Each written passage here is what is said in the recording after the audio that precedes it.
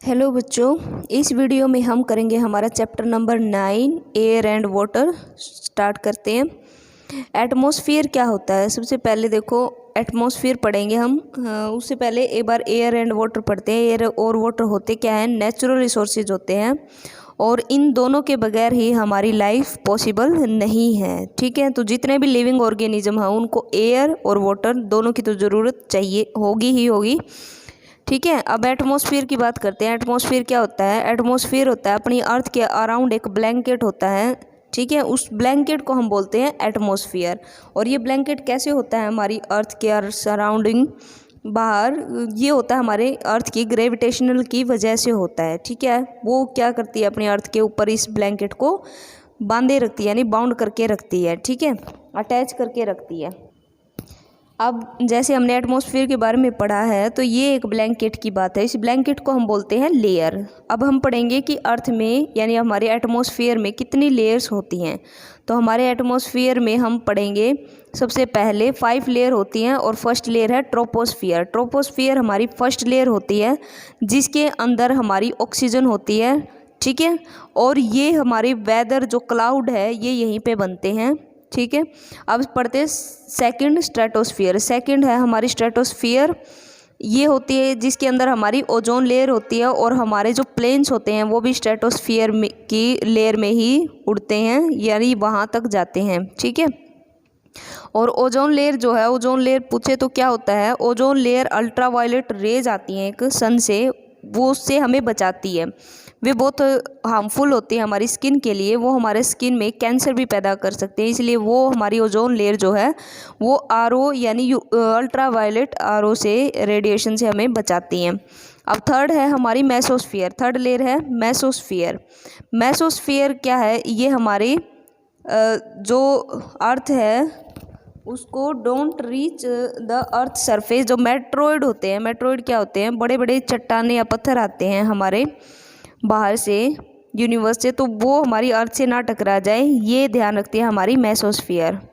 अब बात करते हैं हम फोर्थ लेयर की, तो वो होती है हमारी थर्मोस्फियर। थर्मोस्फियर क्या होता है?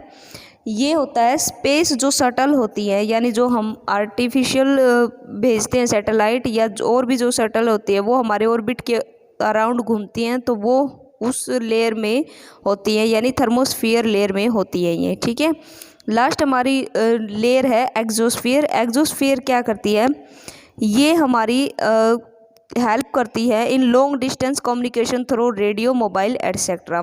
तो ये यहाँ से हमारे इनको रेडियो मोबाइल्स को कनेक्ट करती है। ठीक है, अब ये थी हमारी लेयर्स। अब हम पढ़ेंगे कि इन लेयर्स की या ये एटमॉस्फेयर है इसकी इम्पोर्टेंस क्या होती है।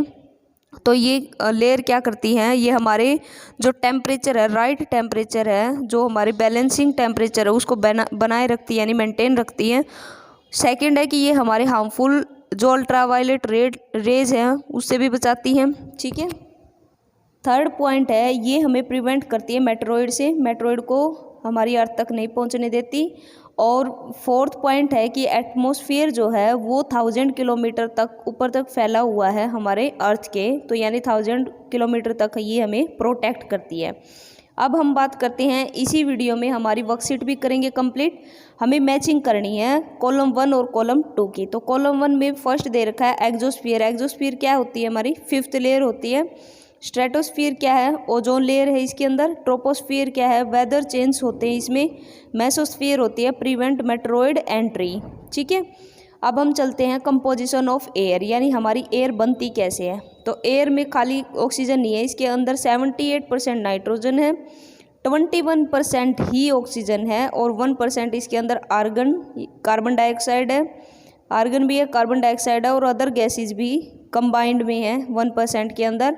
और ये और क्या क्या रखते हैं? ये कंटेन करती है वेपर प्रेशर को, सॉरी वाटर वेपर को, स्मोक को और डस्ट पार्टिकल को। तो इसके अंदर वाटर के वेपर भी होंगे, स्मोक भी होगा और डस्ट पार्टिकल भी होगा। ठीक है, अब हम बात कर लेते हैं इस 78% के बारे में, यानी नाइट्रोजन के बारे में। नाइट्रोजन क्या होती है?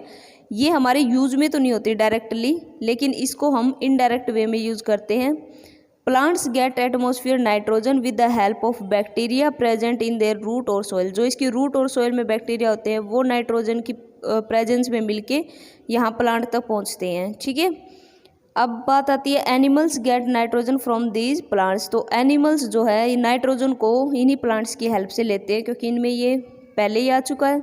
ठीक है, नाइट्रोजन इनके अंदर पहुंच चुका है, तो एनिमल्स जो है नाइट्रोजन कैसे लेते हैं? प्लांट्स की हेल्प से। Nitrogen does not support burning. Nitrogen जो है वो आग जलाने में हेल्प नहीं करता, तो इसलिए ये reducing the rate of burning, यानी जो जलन होती है या जो टेम्परेचर होता है उसको रिड्यूस करने में भी ये हेल्प करता है। अब सेकंड हमारी गैस के बारे में बात करते हैं, वो है ऑक्सीजन। ऑक्सीजन क्या होता है? ये तो हमारे लिए बहुत मोस्ट इम्पॉर्टेंट है, हमारे सांस लेने के लिए इम्पोर्टेंट है। ठीक है, और ये काम आती है बर्निंग में। ऑक्सीजन बर्निंग जरूर करती है, ये आग जला देती है। ठीक है, तो ये हमारे बर्निंग के लिए भी हेल्पफुल होती है।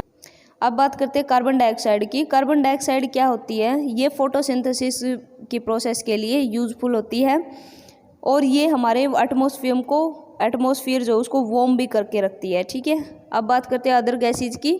अदर गैसेज में सबसे पहले क्या क्या होती हैं? हीलियम, नियोन, आर्गन, क्रिप्टॉन और हाइड्रोजन गैस होती है। आर्गन क्या काम आती है? आर्गन कलरफुल ग्लो देने में काम आती है। जो हमारे बल्ब होते हैं उसके अंदर कलरफुल ग्लो यानी जो लाइट होती है वो आर्गन की हेल्प से होती है। नियोन क्या करता है? इलेक्ट्रिक बल्ब को साइन, ग्लो का साइन यानी जो चमक होती है वो नियोन की वजह से होती है। हीलियम क्या करता है? हीलियम जो बलून्स होते हैं उसके अंदर हीलियम गैस फिल की जाती है। ठीक है, अब वाटर वेपर की भी बात की थी हमने। वाटर वेपर क्या करते हैं? The amount of water vapour present in air.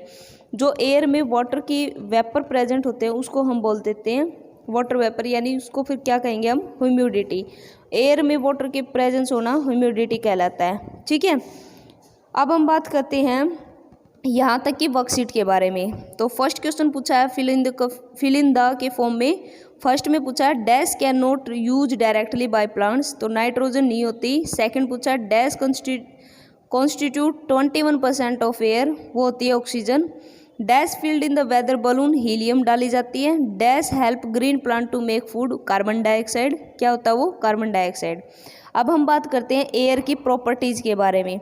Air में कलरलेस होती है ये, ऑडरलेस यानी इसके अंदर स्मेल नहीं होती, और टेस्टलेस यानी ये कोई टेस्ट भी नहीं होता इसका। अब हम बात करते हैं सबसे पहले एयर हैज़ वेट। एयर के पास वेट है, तो उसके लिए हमें एक्टिविटी देखनी पड़ेगी। देखो एयर के पास वेट नहीं है, लेकिन जब हम बलून में डालते हैं तो उसका कुछ ना कुछ वेट आ जाता है। ठीक है, अब हम बात करते हैं कि क्या एयर ऑक्यूपाई स्पेस करती है। वैसे हमने हमारे सराउंडिंग सारे एयर फैली हुई है, लेकिन इसने स्पेस को ऑक्यूपाई नहीं किया। अब इसकी एक एक्टिविटी से देखते हैं कि क्या एयर ऑक्यूपाई करती है। तो वहाँ से तो अपना आंसर नो होता, लेकिन इस एक्टिविटी से यस आएगा। इन्होंने क्या किया है, एक पानी में एक ग्लास को डाला है। ग्लास देखो जब इसके अंदर डालेंगे तो इसको ऊपर प्रेशर डालना पड़ता है। ठीक है, बहुत प्रेशर से ये अंदर जाके ऐसे और इसको दबा के रखना पड़ेगा, नहीं तो ये वापस बाहर आ जाएगा। तो क्या ये स्पेस ऑक्यूपाई करी? तो इन्होंने क्या कर लिया? स्पेस ऑक्यूपाई यहाँ पे कर लिया है। ठीक है, अब देखते हैं एयर एग्जस्ट प्रेशर। प्रेशर के लिए भी यही एग्जाम्पल सुटेबल होगा। तो ये जो है प्रेशर भी फील होता है इसको, यानी हमें एयर पे भी प्रेशर लगाना पड़ सकता है अगर इस ग्लास को यहीं पे होल्ड करके रखना है तो। ठीक है, अब हम करते हैं ये वर्कशीट।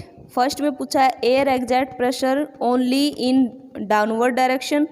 क्या एयर का प्रेशर सिर्फ डाउनवर्ड डायरेक्शन में होता है? नहीं, ये फॉल्स है। Air occupy space but has no weight, ये जो डाउनवर्ड डायरेक्शन में था इसका फॉल्स है। और जो सेकंड पूछा है हैज़ नो वेट, तो इसका क्या आंसर आ जाएगा आपके पास? इसका कोई वेट नहीं, ट्रू है ये। एयर कलरलेस और ओडरलेस होती है, ये भी ट्रू है। और air has a sweet taste, नहीं, इसका भी कोई टेस्ट नहीं होता। और यहाँ पे इसका कोई वेट नहीं है, ये भी गलत है, यहाँ पे फॉल्स आना चाहिए। वेट होता है, बलून में डालते हैं तो वेट होता है। First false, second false, third true है और ये भी फॉल्स है। ठीक है, अब हम पूछते हैं पढ़ते हैं कि यूज़ ऑफ एयर। कोई पूछे कि यूज़ ऑफ एयर क्या है, तो ये होती है बर्निंग में, हमारे बर्निंग में हेल्प करती है। सेकंड, ये ब्रीथिंग के लिए हेल्प करती है। ठीक है, और ये हमारी हेल्प करती है, जो हमारी बोट होती है इसको चलाने के लिए भी हेल्प करती है। बर्ड्स और जो काइट्स होते हैं फ्लाई करते हैं स्काई में, किसकी सपोर्ट से? एयर की सपोर्ट से। Air pressure play in important role in daily life. Daily life में एयर का बहुत रोल है इम्पोर्टेंट। ऑटोमोबाइल्स में भी इसका हेल्प होती है। और इससे ये देखो ये इलेक्ट्रिक यानी ये विंड मिल है तो एयर से हमें इलेक्ट्रिक एनर्जी भी मिलती है। एयर का प्रेशर कहाँ पे, जो लिक्विड मेडिसिन है उसके अंदर ड्रॉपर या इंक या फाउंटेन पेन में डालने के लिए भी एयर प्रेशर यानी एयर की हेल्प होती है। पानी पीते हैं स्ट्रो से तब भी एयर की हेल्प होती है। ठीक है, अब हम करते हैं वर्कशीट।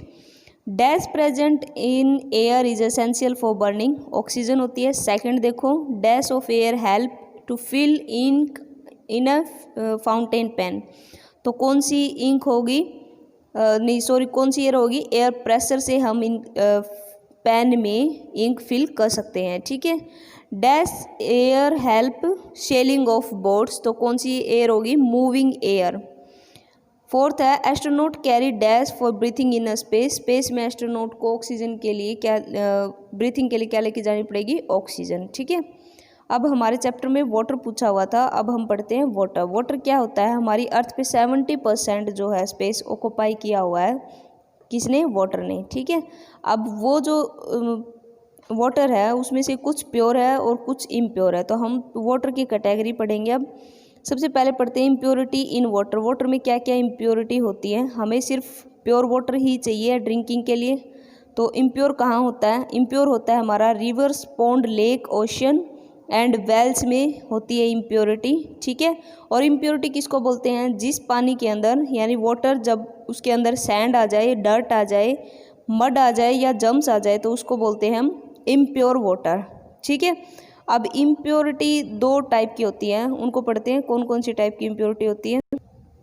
पहली है इनसोल्यूबल इम्प्योरिटी। इनसोल्यूबल इम्प्योरिटी वो होती है जो पानी में डिजोल्व नहीं होती, जैसे कि सैंड। सेकंड है सोल्यूबल इम्प्योरिटी, जो पानी में डिजोल्व हो जाती है, जैसे कि सोल्ट हो गया, शुगर हो गया। ठीक है, अब इनको प्यूरिफाई करना पड़ेगा। अगर इम्प्यूरिफाई है तो कैसे करेंगे हम इनको प्यूरिफाई, हम इनका प्यूरिफिकेशन की हेल्प से भी प्यूरिफाई कर सकते हैं। और अगर हमें इनसोल्यूबल इम्प्योरिटी दी जाए जो कि सैंड होती है, ठीक है, एग्जाम्पल पढ़ा था, तो उसको कैसे हम प्योर करेंगे, उसके लिए देखो फिल्ट्रेशन से फिल्टर कर लेंगे हम। कैसे करते हैं, the process in which water is purified by passing it through filter paper. Filter paper से पानी को प्योरीफाई करने की प्रोसेस को हम बोलते हैं फिल्ट्रेशन। सेडिमेंटेशन एंड डिकंडेंसेशन, उसको क्या बोलते हैं, the process of setting down of heavy solid insoluble impurity. जो भी भारी सोल्यूबल इनसोल्यूबल इम्प्योरिटी होगी वो नीचे बैठ जाएगी, तो उसको बोलते हैं, उस प्रोसेस को बोलते हैं हम सेडिमेंटेशन। डिकंटेशन किसको बोलते हैं, the clear water at the top, जो क्लियर वाटर है वो ऊपर रह जाएगा और जो सेडिमेंटेशन है वो नीचे बैठ जाएगी। उसको बिना डिस्टर्ब किए जब हम पानी यानी ऊपर वाले पानी को, प्योर पानी को अगर हम ले लेते हैं तो उसको बोलते हैं डिकंटेशन। ठीक है, अब हम देखते हैं एक वर्कशीट। देखो यहाँ पे हमसे पूछा था सोल्यूबल कौन सा है और इनसोल्यूबल कौन सा है, यानी इन इम्प्योरिटी में इनसोल्यूबल और सोल्यूबल को अलग अलग करना था। तो सबसे पहले हम देखते हैं सैंड, ये आएगी आपकी सोल्यूबल में, सोल्ट भी सोल्यूबल में आएगा, क्ले जो मिट्टी है वो भी सोल्यूबल में, वेजिटेबल मटेरियल हार्ड हो गया, सॉलिड हो गया, ये इनसोल्यूबल में। माइक्रोब्स जो होते हैं छोटे छोटे वो दिखाई नहीं देंगे, गैसेज भी दिखाई नहीं देंगी, वे किस में चली जाएंगी, इनसोल्यूबल में चली जाएंगी। ठीक है, कुछ टाइम जो सैंड होती है वो कई बार नीचे मिल जाती है, तो इसलिए सैंड को आप इनसोल्यूबल में भी कर सकते हो। ठीक है, और क्ले को भी इनसोल्यूबल में कर सकते हो, लेकिन सोल्ट इनसोल्यूबल में आएगा, सोल्यूबल में आएगा। माइक्रोब और गैसेज भी आपकी किस में आएगी, सोल्यूबल में आएगी। अब हम बात करते हैं जो सोल्यूबल यानी जो घुल ही गया है उसको कैसे इम्प्योरिटी को हटाएं, रिमूव कैसे करें। तो सबसे पहली प्रोसेस होती है इवेपोरेशन। इवेपोरेशन क्या होती है, इवेपोरेशन होती है जो वाटर को वेपर में चेंज कर देना बाय हीटिंग, हीट करके, तो उसको बोलते हैं इवेपोरेशन। ठीक है, तो इससे हमारा जो सोल्ट शुगर है वो तो हम उसको रिमूव कर सकते हैं। ठीक है, फिर है सेकंड प्रोसेस डिस्टिलेशन। डिस्टिलेशन क्या होता है, the process of purifying water by boiling it and then condensing its vapour is known as distillation. सबसे पहले आपको पानी को उबालना है, फिर जो इसकी भाप होगी उसको फिर से स्टोर करना है, तो वो स्टोर होने के बाद जो पानी मिलेगा उसको बोलते हैं डिस्टिलेशन। ठीक है, तो ये आगे क्या इन्होंने कहा है कि it involves evaporation and condensation. तो इसके अंदर कंडेंसेशन और इवेपोरेशन दोनों प्रोसेस होती हैं। ठीक है, अब बात करते हैं purify of water for drinking. हमें पीने के लिए प्यूरिफाई कैसे करना है। सबसे पहले हमें 10 से 20 मिनट तक पानी को उबालना है, उसके अंदर जो भी जम्स होंगे वे सारे मर जाएंगे। तो पहला प्रोसेस यही है। सेकंड देखो, हमेशा वही फिल्टर वाला पानी ही हमें पीना है, क्लीन और ड्रिंक वाटर पीना है। ठीक है, सेकंड, ऐड पोटाशियम पर मैग्नेट क्रिस्टल। आपको पोटाशियम पर मैग्नेट क्रिस्टल मिलेगा मार्केट से, वो आप अगर पानी में डाल देते हो तो उससे भी आपके पानी के जो जम्स हैं वो मर जाएंगे। ठीक है, तो ये पोटाशियम पर मैग्नेट क्रिस्टल भी पानी को प्यूरिफाई करता है। In town and city water is purified in water treatment plant before supplying it to home. जो शहरों में होता है, पानी को सप्लाई करने से पहले इसको एक प्लांट से में से पासिज किया जाता है वाटर को। वो प्लांट क्या करते हैं, वे सारे पानी को क्या कर देते हैं, प्यूरिफाई कर देते हैं। ठीक है, सेडिमेंटेशन क्या प्रोसेस है। The water is collected in a large tank where it is left undisturb for few days. पहले पानी को एक लार्ज से टैंक में स्टोर कर दिया जाता है, उसको फिर डिस्टर्ब नहीं किया जाता, कुछ दिनों के लिए छोड़ दिया जाता है। जो ऊपर का पानी होता है उसको यूज कर लिया जाता है। बॉटम में क्या बच जाती है, आपकी इम्प्योरिटी बच जाती है, उस प्रोसेस को बोलते हैं सेडिमेंटेशन। अब बात करते हैं फिल्ट्रेशन की। फिल्ट्रेशन का यही प्रोसेस है, ऊपर वाले पानी को आपने कलेक्ट कर लिया तो फिल्टर हो गया वो।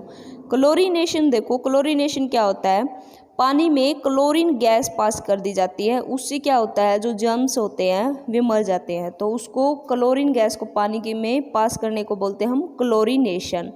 ठीक है, अब हम आ जाते हैं वर्कशीट पे। वर्कशीट में इन्होंने कहा है फर्स्ट और सेकंड कॉलम को मैच करना है।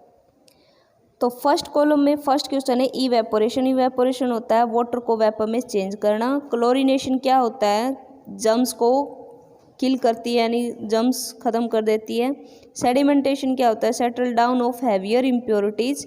डिकंटेशन का क्या आएगा, फर्स्ट, यानी प्योरिंग ऑफ क्लियर वाटर, उसको बोलते हैं डिकंटेशन। ठीक है, अब जैसा कि हर वीडियो में बताती हूँ, हर चैप्टर के बाद आपको की टर्म्स ज़रूर करनी है, ये बहुत इंपॉर्टेंट होती हैं, ये आपके लिए बहुत यूज़फुल रहेंगे। आपके शॉर्ट क्वेश्चंस इन्हीं में से ही बनते हैं, तो ये आपको करनी है।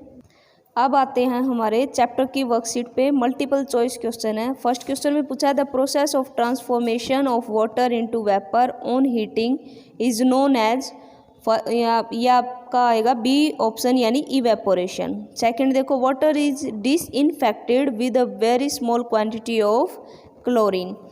थर्ड है, सेकंड क्वेश्चन में क्या पूछा हुआ है, water is disinfected with a very small quantity of, C part आएगा chlorine. The process in which liquid like water are cleaned by passing them through a filter paper is known as filtration. Fourth में क्या है, the gas is use to produce the colour in bulb and fluorescent tubes. तो कौन सी होती है, argon. The gas which supports burning is called oxygen. ठीक है, अब करते हैं फिल इन द में। The dash layer of the atmosphere protect us from harmful ultraviolet ray of the सन। तो वो होती है ओजोन लेयर, हमें प्रोटेक्ट करती है। सेकेंड है, during the process of evaporation dash are formed, water vapour are formed. Mountains carry dash cylinders. तो क्या, mountaineers carry dash cylinders, oxygen cylinder carry करते हैं।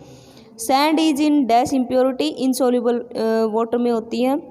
Dash is use for purifying water, कौन सा होता है, बॉइलिंग। अब करते हैं हम ट्रू एंड फॉल्स। फर्स्ट है, soluble impurity can be seen with naked eyes, false है, सोल्यूबल को हम नहीं देख सकते। Nitrogen gas does not spot burning, ये ट्रू है। Oxygen is needed for breathing, ये भी ट्रू है। Boiling of water kills germs, ये भी ट्रू है। अब देखो बच्चों, हमारे डी और ई पार्ट हैं, ये मैं नोट्स के थ्रू आपको करवाऊंगी। ठीक है, ये आपके क्वेश्चंस आपको नेक्स्ट वर्कशीट में यानी नेक्स्ट वीडियो में अवेलेबल करवा दूंगी। ठीक है, थैंक यू।